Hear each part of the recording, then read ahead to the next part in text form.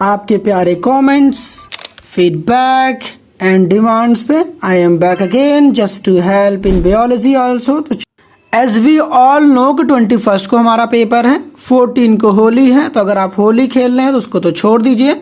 और अगर बात करें उसके बाद की, तो हमारे पास ऑलमोस्ट आते हैं 6 डेज गैप के बारे में। तो 6 डेज गैप को अगर आप बेहतर तरीके से यूटिलाइज करते हैं तो डैम श्योर आप अपने मंजिल को डेफिनेटली पा पाओगे। तो अगला सवाल आपके जहन में डैम श्योर यही होगा कि सर बायोलॉजी के लिए क्या हुआ। तो डैम श्योर कुछ ना कुछ तो आपके लिए किया है और उम्मीद है कि आपको पसंद भी आएगा। तो सबसे पहले आपके सवाल यही है कि सर कहाँ से पढ़ें, क्या पढ़ें और शॉर्ट नोट्स क्या होंगे। मगर उससे पहले आपको एक छोटी सी बातें बता दूं, यहाँ पर जो भी आगे मैं सजेशन देने वाला उसमें बेसिकली देखो आपको इन पॉइंट्स पर फोकस करना है। आपको जो भी वन शॉट के लेक्चर्स अभी मैं आपको रिकमेंड करने वाला हूं आपको डिटेल्ड में देखना है।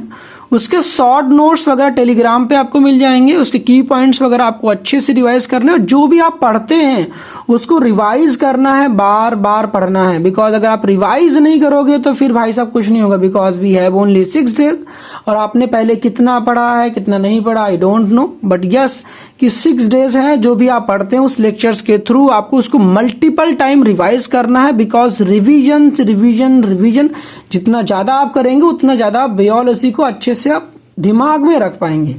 अगला भाई साहब जो सबसे बड़ा प्रॉब्लम्स आता है, बिकॉज यूट्यूब है और यूट्यूब पे भाई साहब मल्टीपल टीचर्स है, मल्टीपल ऑप्शंस है, और मल्टीपल ऑप्शंस में से हमें एक बेस्ट को चुनना होता है। That is very difficult. अब वहां पर भाई साहब बच्चा फंस जाता है बिकॉज उसके पास 6 डेज गैप है और टीचर्स को ढूंढने में लगा होता है कि ये टीचर पढ़ लूं, ये टीचर पढ़ लूं, ये बेस्ट है, वो बेस्ट है। उससे बेहतर होता है कि भाई साहब आप एक टीचर को फिक्स करो, जिस टीचर से पढ़ना चाहते हो मैक्स टू मैक्स आप 2 टीचर को फिक्स करो, उससे ज्यादा आप मत करो भाई साहब। बिकॉज आपके पास टाइम कम है, उसको 1-2 बार आप लेक्चर्स को देखो समझो, उसके बाद आप शॉर्ट नोट्स पढ़ो, मल्टीपल टाइम रिवाइज करो। अगला सवाल हमारे सामने यही आता है कि सर हमें पढ़ना कहाँ से है। तो यस, तो भाई साहब जैसा कि मैंने आपको स्टार्टिंग में ही बताया कि आपको ये जो भी सजेशंस ये फीडबैक है ये सब मैंने अपने ऑफलाइन स्टूडेंट से ले रखे हैं। तो उनका फीडबैक क्या था, उन्होंने किस टीचर को सजेशन दिया कि कहाँ से आपको पढ़ना चाहिए, तो वो मैं आपको बता रहा हूँ। देखो हर स्टूडेंट्स का अपना पसंद होता है, आपको जो समझ में आएगा अपने हिसाब से आप इसको जल्दी से चुन लेना कि आपको तीन टीचरों में से आपको कौन सा पसंद आता है। बिकॉज मैंने ऑफलाइन स्टूडेंट्स से अगर बात करी है और कुछ ऑनलाइन से भी अपने पूछे हैं, तो उनका जो मोस्टली जो फीडबैक था वो था सिप्रा मैम सबसे टॉप पर था, उसके बाद थी लर्नो है and the third one is Akanksha Agarwal ma'am. Shipra ma'am की सबसे अच्छी बात बच्चों ने ये बताई कि वो बहुत इजी वे में पढ़ाती हैं और काफ़ी फ्रेंडली होकर पढ़ाया करती हैं, सिंपल लैंग्वेज है और काफ़ी वीडियोस में इनके 3D एनिमेशन के थ्रू उन्होंने टॉपिक को अच्छे से समझाया है। और साथ ही साथ आपको सिप्रा मैम के जो नोट्स वगैरह हैं टेलीग्राम पे मिल जाएंगे, तो इससे बेहतर कुछ हो नहीं सकता। बाकी लर्नो हब की अगर बात करें तो लर्नो हब में पढ़ाती हैं रोशनी मैम। तो रोशनी मैम के बारे में भाई साहब बात ही क्या करा जाए, तो भाई साहब ऑलराउंडर है, वो सब कुछ पढ़ाती हैं, दैट्स ग्रेट। यहाँ पर आपको नोट्स आपको खुद से बनाने पड़ेंगे, तो फिर आपको थोड़ा एफर्ट लगाने पड़ेंगे, बट यहाँ पर नोट्स आपको मिल जाएंगे। नेक्स्ट आता है आकांक्षा अग्रवाल मैम जो कि PW से हैं, तो इनके नोट्स आपको खुद ही बनाने पड़ेंगे, नोट्स नहीं मिल पाएंगे।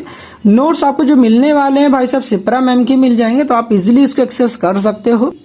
तो शायद अभी तक आपको ये क्लियर हो गया होगा कि आपको पढ़ना कहाँ से है। तो मोस्टली आपको प्रीफर करना इन 2 टीचर्स को, बिकॉज मैंने स्टार्टिंग में ही आपसे कहा कि फिक्स योर टीचर। बिकॉज अगर आपके पास टाइम कम है, वी हैव ओनली 6 डेज गए, वो यहाँ पे टीचर्स को चेंज नहीं करना है, उन्हीं लेक्चर्स को एक बार जल्दी से गो थ्रू करना है। उसके बाद उन्हीं लेक्चर्स को क्या करना है, आपको नोट्स बनाने या फिर टेलीग्राम पे नोट्स मिल जाएंगे, वहां से आपको डाउनलोड वगैरह करना है और मल्टीपल टाइम्स उसको रिवाइज करना है। और क्वेश्चंस कौन से पढ़ने हैं मैं अभी आपको बता रहा हूँ। तो कहाँ से पढ़ना आपको समझ में आ गया, और क्या पढ़ना है मैं भी बता दे रहा हूँ, और शॉर्ट नोट्स कहाँ मिल जाएंगे टेलीग्राम पे। तो चलो अब देखते हैं क्या पढ़ना है।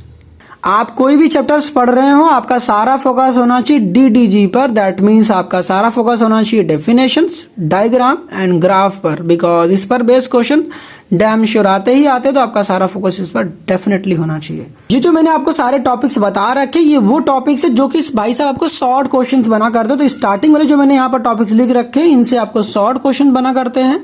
तो वो क्या क्या टॉपिक्स, अगर बात करें ह्यूमन रिप्रोडक्शन के, तो ह्यूमन रिप्रोडक्शन में आपका आता है हॉर्मोन्स, नेक्स्ट आता है reproductive structure and functions. Next अगर बात करें मॉलिक्यूलर बेसिस ऑफ इनहेरिटेंस में, तो यहाँ पर आपको पढ़ना है DNA के बारे में, RNA जेनेटिक कोड्स, और उसके बाद पढ़ना आपको माइक्रोब्स इन ह्यूमन वेलफेयर में, आपको पढ़ना इंडस्ट्रियल यूज ऑफ माइक्रोब्स के बारे में, एंटीबायोटिक्स के बारे में, single cell proteins that is SCP, अगर बात करें बायोडाइवर्सिटी एंड कंजर्वेशन के बारे में, तो यहाँ पर आपको पढ़ना है कंजर्वेशन मेथड्स क्या होते हैं, डिफरेंट जो भी है मेथड्स वो आपको पढ़ने हैं। हॉट स्पॉट्स क्या होते हैं वो पढ़ना है। डेफिनेशन ऑफ स्पीसीज के बारे में पढ़ना है।